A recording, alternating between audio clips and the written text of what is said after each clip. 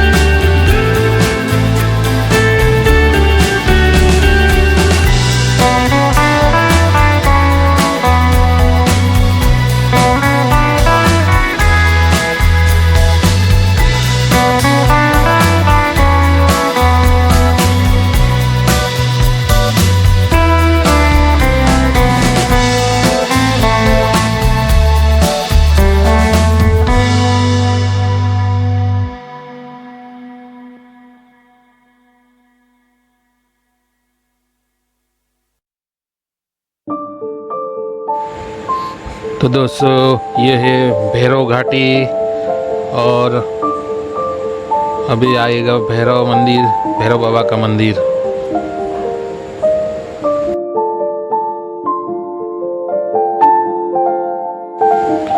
फिर यहाँ से Naga 31 kilometre, Nelang 23 kilometre, Gangotri 6 kilometre, Gaumukh 26 kilometre पड़ता है यहाँ से।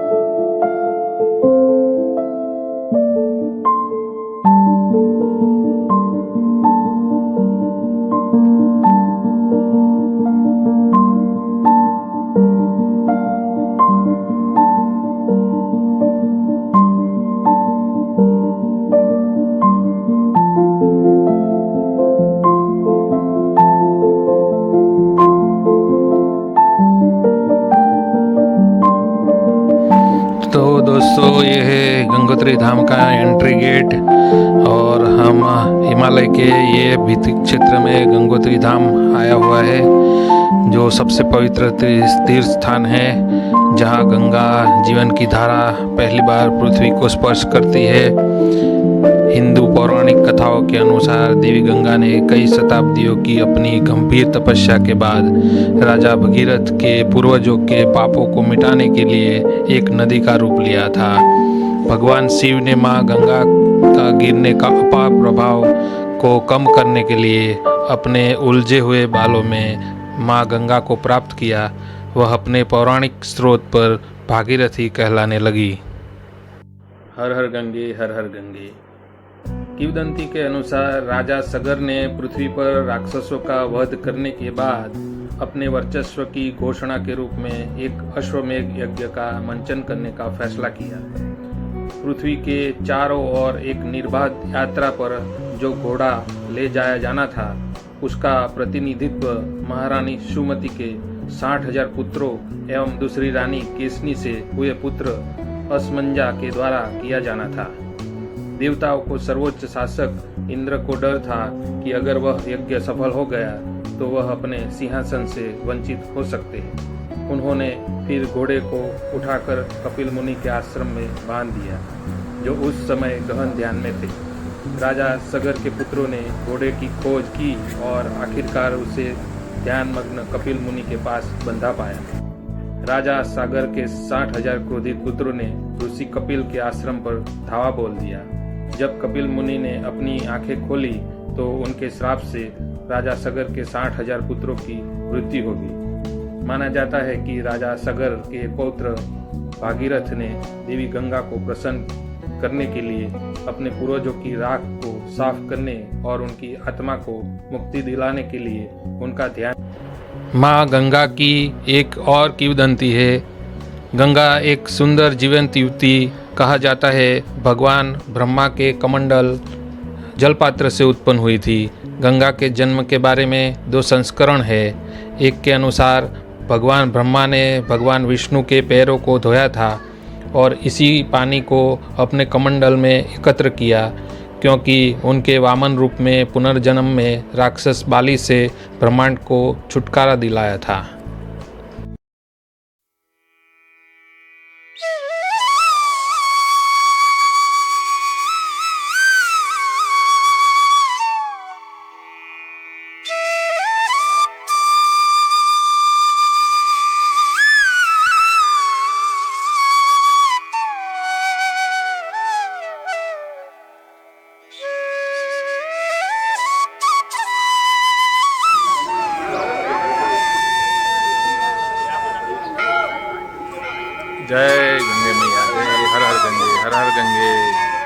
माता दी। गंगा मैया की एक और किंवदंती है कि गंगा एक मानव रूप में पृथ्वी पर आई और राजा शांतनु से विवाह किया, जिनके साथ पुत्र पैदा हुए, जिनमें से सभी को उसने अस्पष्ट तरीके से नदी में फेंक दिया गया। आठवां पुत्र भीष्म राजा शांतनु के हस्तक्षेप के कारण बच गया, हालांकि गंगा ने फिर उसे छोड़ दिया। भीष्म महाभारत के भव्य महाकाव्य में एक महत्वपूर्ण भूमिका निभाने वाले थे।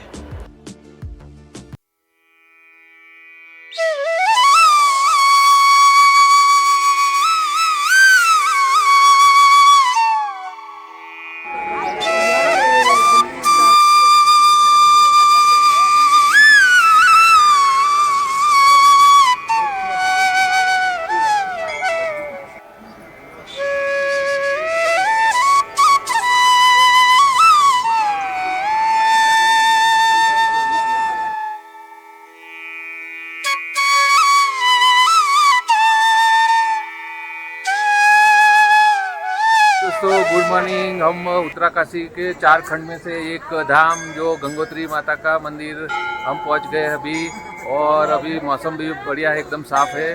तो आप भी हमारा गंगोत्री माता का दर्शन का नज़ारा लीजिए और आप भी आइए। हर हर गंगे, हर हर गंगे, हर हर गंगे। जय माता दी, जय माता दी, हर हर गंगे। मुख्य गंगोत्री मंदिर के अलावा परिसर में कई अन्य भव्य और पवित्र मंदिर है। उदाहरण के लिए विश्वनाथ मंदिर, भैरवनाथ जी मंदिर और भी बहुत कुछ। गंगोत्री में कई कुंड और झरने हैं। गौरी कुंड, सूर्य कुंड और गंगनानी गर्म झरनों का गहरा ऐतिहासिक और धार्मिक महत्व है। देवी गंगा की पूजा करने से पहले बड़ी संख्या में तीर्थयात्री अपने मन और शरीर को तरोताज़ा करने के लिए इन झरनों में स्नान करते हैं।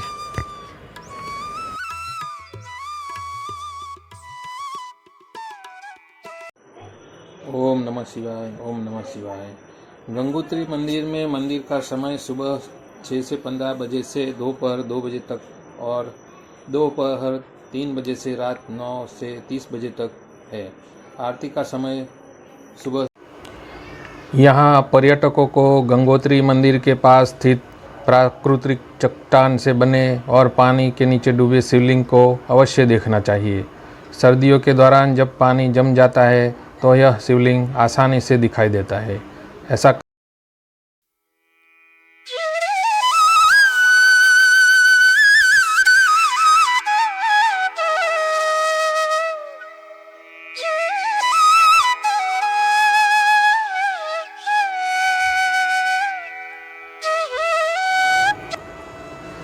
गंगोत्री मंदिर से लगभग 500 मीटर की दूरी पर गौरी कुंड और सूर्य कुंड स्थित है। सूर्य कुंड झरनों के लिए लोकप्रिय है, जिसमें भागीरथी नदी गहरी खाइयों से नीचे की ओर गिरती है, और कुंड एक गर्म पानी का झरना है जो केदारनाथ ट्रैक के लिए बेस कैंप के रूप में भी काम करता है। पहाड़ी स्थलाकृति के शानदार दृश्य इस जगह को देखने लायक बनाते हैं। माँ गंगा जो गौमुख गंगा नदी का उद्गम स्थल है। पर्यटक गंगोत्री से लगभग 16 किलोमीटर पैदल यात्रा करके गौमुख पहुंच सकते हैं और आगे तपोवन तक पैदल यात्रा कर सकते हैं। गौमुख से लगभग 4 किलोमीटर दूर स्थित तपोवन में सुंदर फूल, घास के मैदान और नदियां हैं। गंगोत्री धाम से लगभग 1.5 किलोमीटर दूर स्थित पांडव गुफा या पांडव गुफा एक प्राचीन प्राकृतिक गुफा है। ऐसा कहा जाता है कि यह वह स्थान है जहां पांडवों ने अपने निर्वासन के दौरान ध्यान लगाया था और कैलाश जा रहे थे। पर्यटक गंगोत्री से इस स्थल तक ट्रैकिंग करके जा सकते हैं।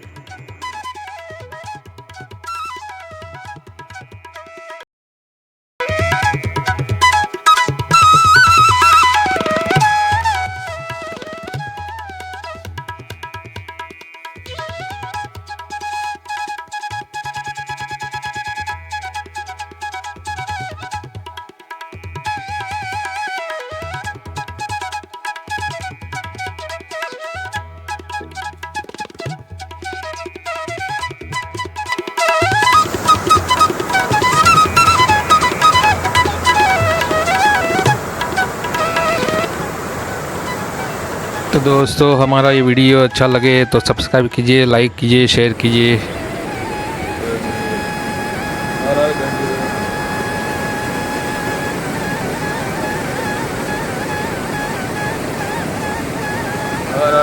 गंगोत्री धाम या गंगोत्री तक पहुंचने के लिए हवाई जहाज़ से देहरादून का जॉली ग्रेट एयरपोर्ट यहाँ सबसे नज़दीक करीब 225 किलोमीटर दूर है। यहाँ से आप गंगोत्री के लिए टैक्सी ले सकते हैं जो आपको 8-9 घंटे में गंगोत्री पहुँचा देगा। रेल से जाना है तो निकटतम रेलवे स्टेशन ऋषिकेश है। यहाँ से आप टैक्सी लेकर 8-9 घंटे में गंगोत्री पहुँच सकते हैं। अगर रोड से आपको आना है तो गंगोत्री के लिए आपको आसानी से देहरादून ऋषिकेश